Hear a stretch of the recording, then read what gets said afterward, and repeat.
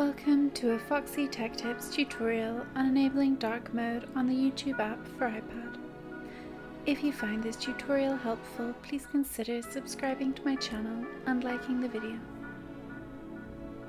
Open the YouTube app and make sure you are logged into your account. Then from the home page, tap on your profile icon in the top right corner.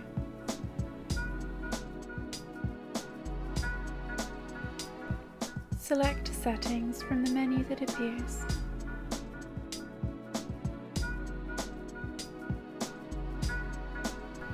In the General Settings, click Appearance at the top. Here you can choose to use Device Theme so that YouTube will mirror your iPad's theme. Choose Dark Theme to enable dark mode. It will change immediately. And that draws an end to this tutorial. Please like the video if you found it helpful, and subscribe to Foxy Tech Tips for more iPad tips and tricks.